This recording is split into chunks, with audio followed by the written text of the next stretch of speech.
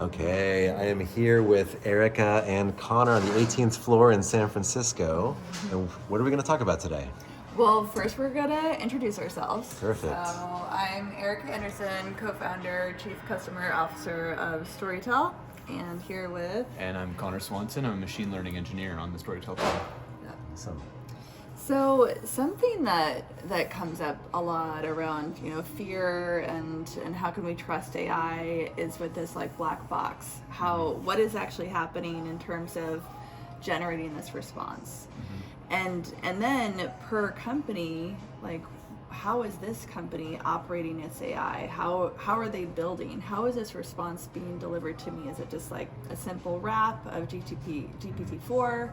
Is something else going on? And so I'd love if we could start with like a high level overview of what we're actually doing behind the scenes. Yeah.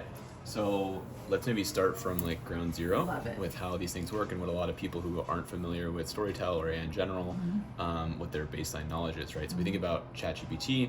Basically the way it works is there's this big giant model that they've trained on, let's call it the entire internet, and you can go onto say OpenAI's website and you can chat with that model's quote foundational knowledge. So that's all the knowledge it's been trained on before, and you can ask something like tell me a joke or like name a baseball team in the MLB or something like that, and it'll probably give you an answer because it has that information almost like stored in memory. You can kind of think about it that way. It's not exactly that way, but let's treat it that way for now. And that's great, right? You can answer some basic questions, but let's say you want to add your own knowledge to the equation, right? Like you have a bunch of like legal documents, you have your own Zoom meeting transcripts, you have whatever else that you want to add into the mix. Well, how do we do that, right? So one method would be, okay, I copy and paste whatever I need into ChatGPT and then ask that question. Sure, maybe that works for some people. But if you have thousands of pages, millions of pages, whatever it is of content, how does that actually work? So that's where the concept of a vector database comes into play. So you kind of take those thousands, millions of pages of documents you have, you kind of break them up into smaller chunks, and then turn them into what are called vectors, and those are stored in a vector database. And basically what that allows it to do is, it's kind of like a cheat sheet for the LLM is the way that I think about it, right? Like if I asked you a question that was like, name all 32 teams in the MLB. I don't know if you know baseball or not, but I'm guessing you maybe... I get like 3. You could get 3, right? But if you had a textbook about baseball next to you, you might be able to get all 32. I'm sure you would, right? Just like the model maybe doesn't remember all 32 from memory, but if you give it that cheat sheet, that vector database that it can reference, I'm sure it could get all of those, right? Yeah. So that vector database is kind of like a cheat sheet, the way that I think about it. I like it's a textbook, it's a cheat sheet, whatever, that you can reference on the fly. Quick. Okay, so I'm going to interrupt.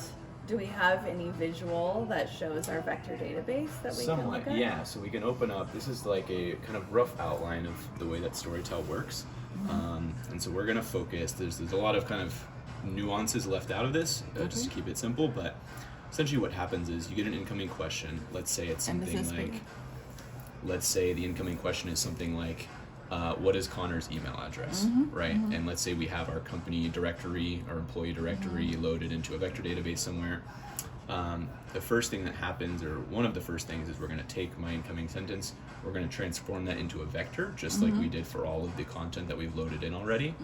And we're going to match that to every other vector that's in the vector database. So let's say there's like 1 million of them, and we're going to match that one sentence, and we're going to get back scores for how closely that incoming sentence matches all the other sentences or vectors in our vector database. And that's the affinity score. That's the affinity score, right? There's a few different ways you can measure it, Okay. But yeah, we can conceptually, you can kind of think about it like,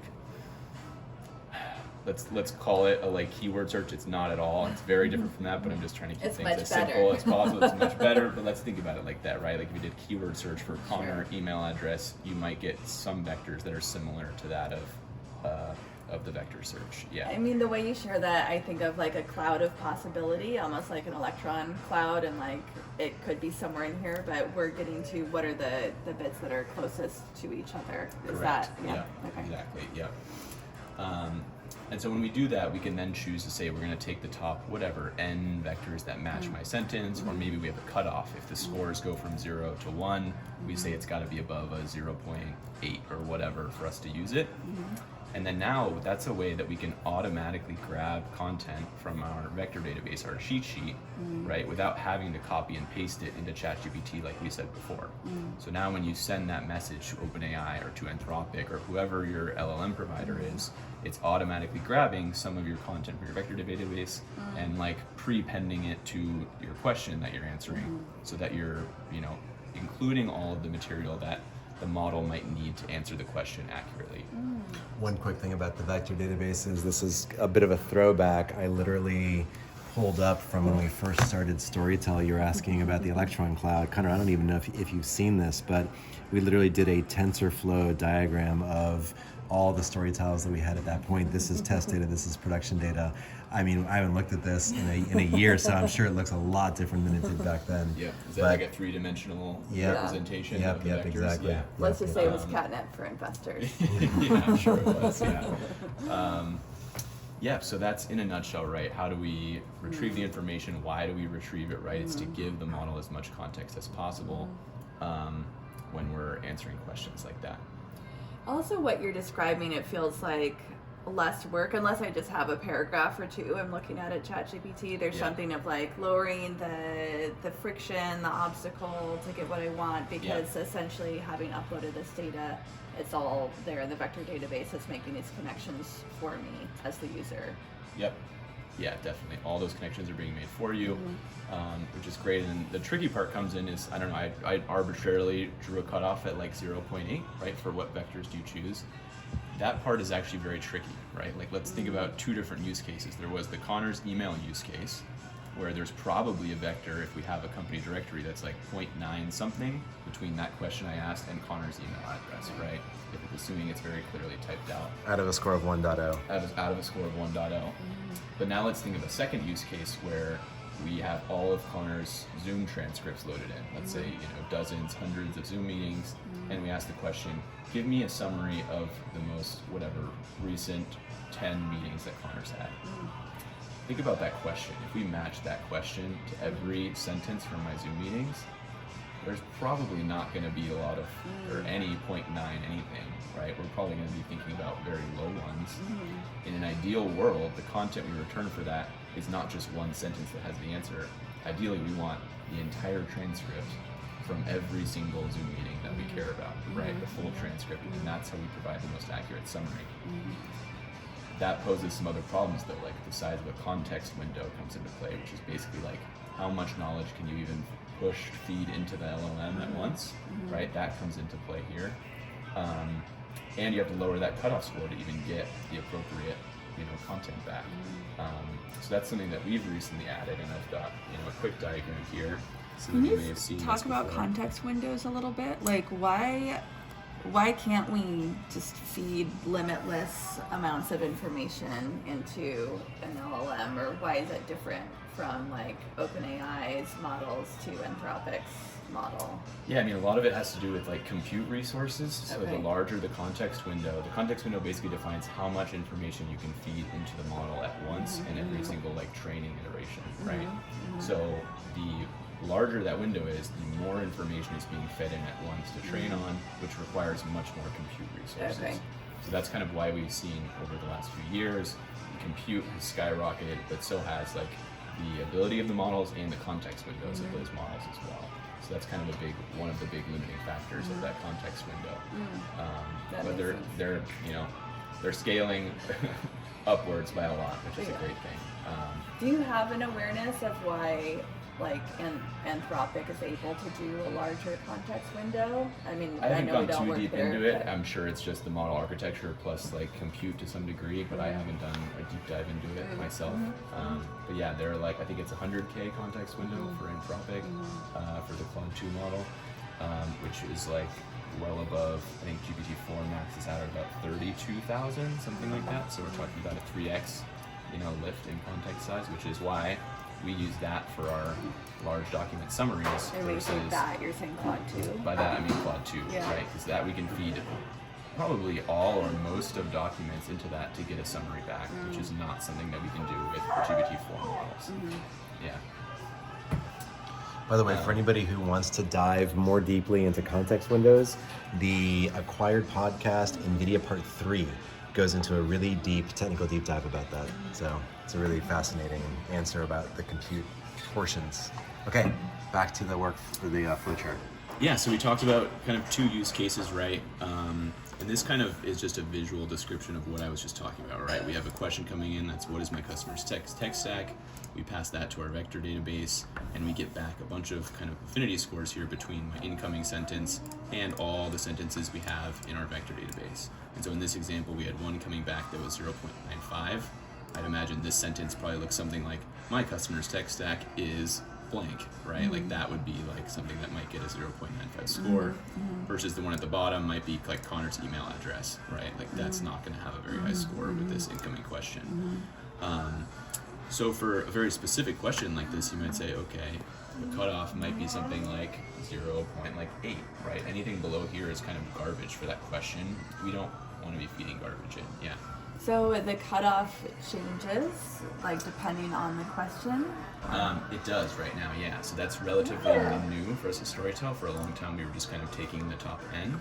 And the problem with that is you end up pulling in a lot of like garbage information that might not be relevant, and then that just kind of leads to more hallucinations, right? If you're just pulling in irrelevant information, you're like almost asking the model to like give you a wrong answer. Totally. Just like if I asked you about baseball teams and I gave you like all the hockey teams and all the football teams and everything else and mixed them up, it might be hard to like figure out what the right answer is. Yeah.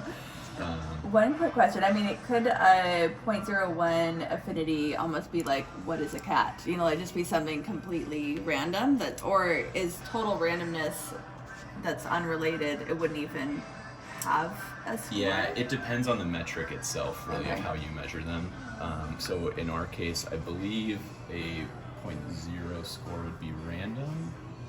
I'd have to double check exactly what metric we're using to do that. So, but I'll get back to you on that one. But great question, yeah, of like where does like irrelevance like actually come from, right? From a definition standpoint. So Connor, one quick thing that I want to point out that's super just special about the way that we're building Storytell. This vector database doesn't just have the story tiles or the content from one conversation. It's from all of the Zoom calls or all of the ServiceNow records or all of the emails or whatever unstructured raw data we put in and then turn into these vectors. We are able to pull from all of that to give answers back, and so it's like the highest affinity scoring tiles across all of the unstructured data, and that's incredible. To be able to do that. I mean, it's like the entirety of your enterprise's knowledge, you know, depending on what you're feeding into it, but why wouldn't you feed that if the whole point is signal from noise here? Yeah. This is really where the signal part happens. To that point, right? Like if you ask a question like this, what is my customer's tech stack? And me as a product manager, one of my customers is Apple and one is Google. You might have vectors in there that explicitly say what Apple and Google's tech stacks are, and then you get back 2 vectors with very high scores, right? And both of those get pulled in, and now the LLM can say, oh, like which customer, because Apple is like this and Google is like this, right? And it really like breaks down multiple different meetings or documents or whatever they are, just like we were kind of getting at. I kind of think of the vector database as like the brain of our operation. Would you agree with that, or does it? I know I like mixing metaphors here because I call it the cloud. Yes, if we're thinking about like, I forget what part of the brain is responsible for memory. I have no idea. Yeah, we don't study. We're not neurologists. Teacher is like gonna be not happy with me when she sees this. Yeah, I can't remember, but if we're thinking about it in that context, then yes, right? But I think there's still a lot that happens kind of after just the retrieval, right? That's just like a storage mechanism for the most part. Okay, sure. Storage and retrieval, right? Right. Those 2 things are kind of what the vector database is meant to do, or is responsible for. But yeah, so in that example, right, like high cutoff score makes sense of like, let's say 0.8. But again, that example of like, give me a summary of all of Connor's Zoom meetings, we don't want to use a 0.8 because there's probably no vectors that match 0.8 to something like, give me a summary of Connor's meetings. Most of the sentences are just going to be like about our day-to-day operations and stuff like that, right? So you want to shift it then. Yeah, go ahead. So the vector database then really is looking at the sentence level, and it's not like really keyword search, and yet it is looking for words or language that matches Yeah. the question. So currently it's at the sentence level. Yeah. That's not how, I mean, there's a lot of people that are doing retrieval like this, right? And you could structure it as a sentence, could be a paragraph, there's a lot of different ways to do it. We do it at the sentence level, but that's a good kind of segue here into Great. the fact that we don't want to just add that sentence into the message we send to OpenAI, because there might be context around that sentence Yeah. that really matters, right? Whether it's just filler phrases or it's just information that could be useful to the LLM. So what we do is we take those sentences and we match them to the story tiles that they actually come from, right? So story tile here is like, we like to call it the atomic unit of information, essentially, right? So if you have a meeting and we talked about a specific bug, there might be, one tile is like the solution to that bug, and another tile is like the description of the bug or something like that. These are typically, I think they're somewhere around like 300 characters on average. We can kind of tweak that a little bit. So they're not that much bigger than a sentence. Let's think of it like a paragraph, essentially, conceptually. Sure.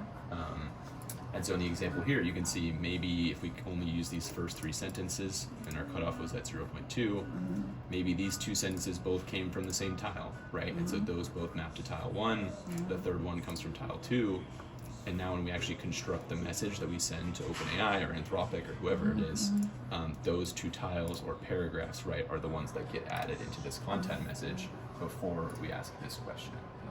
And so it basically just becomes one long body of text that has the context and the question itself. There's one, oh, good. So along these lines, so it's powerful to see the process to end up here. Yeah.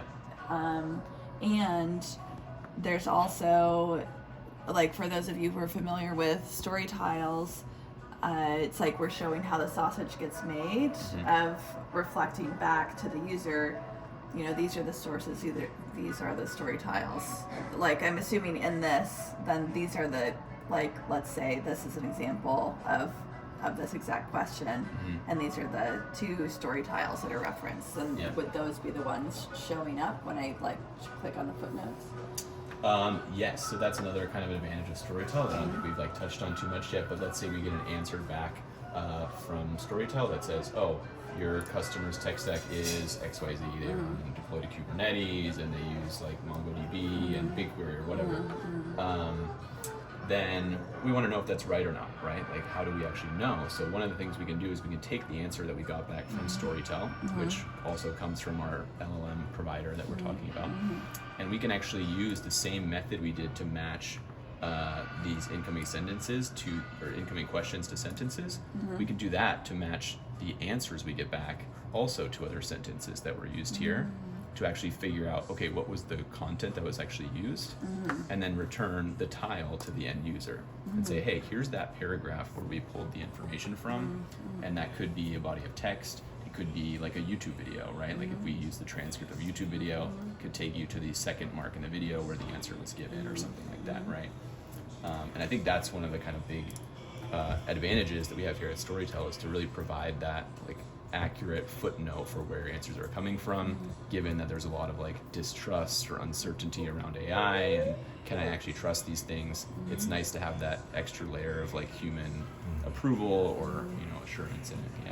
That's the thing that I was literally the same thing that I just wanted to mention. I think a lot of times people think about LLMs as I'm going to get the answer from the LLM, but in this example here that you're sharing, Connor, it's almost like these red tiles. These are like pieces of paper, like index cards that we're putting on a table. Here's a stack of index cards, and then it's almost like someone is going through these index cards and then composing a response based on these index cards, and we're using the large language model to basically format these 20 index cards into a paragraph or a response that I can understand as a human. So it's almost like, what would you call the large language model? It's not almost like a parser or something that is just taking this and forming it in a response that I can understand, versus the knowledge is coming from that OpenAI training set, for example. It's kind of like distilling it down. If we take a chemistry or a cooking approach to it, right? We're distilling down all of the different index cards, all the different story tiles we have, and just getting to that root piece of information that we really care about. And maybe we added another ingredient in, right? Like if you're reducing whatever balsamic vinegar to make a salt reduction, you're going to add a little sugar, and that's the kind of magic ingredient that gets you to something really sweet. Yeah, we also know how to cook. So I think the only thing I didn't talk about is how do we change the cutoff, right? So we said in an ideal world, we could change it for a very specific question versus an open-ended question. I think in the future, it'd be great to detect these type of questions using an LLM. So can we, when we get this incoming question, can we ask the LLM, hey, is this a question that has like one very specific answer to find? Or is this a broad, open-ended question, like a summary, like a voice prompt that we've been talking about, right? That would be like what great looks like. Okay. I think right now, all we're kind of doing is looking at the distribution of these scores to kind of see, right? Like if we see a 0.95 at the top, probably means that it's a very specific question, right? Because we're getting a very specific answer back. Whereas if the top score is like a 0.45, that probably means that there's not a lot of great matches to this incoming question. And therefore, let's allow that threshold to go lower and assume that it's some kind of like summary question topic and that we just want a bunch of information for it. So that's how we're currently doing the switching, which is not super sophisticated, but it at least is a step in the right direction for solving both of the use cases that we've been talking about. Right, and so what I'm hearing with that is like a if this then that, you know? Exactly. Right, as basically. opposed to Yeah. we're looking at it like you and Jing are not manually looking at every Right. request. Yeah. Yeah, it's a conditional switch that's in there based on what we see from these scores that we originally get back. We just change that behavior.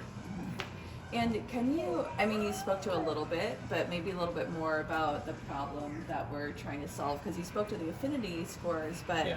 like the granularity going from small to big documents and so forth that this is addressing? Yeah, so it actually it really comes down to the content itself that's being pulled in, right? So the reason I referenced very large documents, very small documents, is because for very small documents, there's not a lot of content to even match in the first place.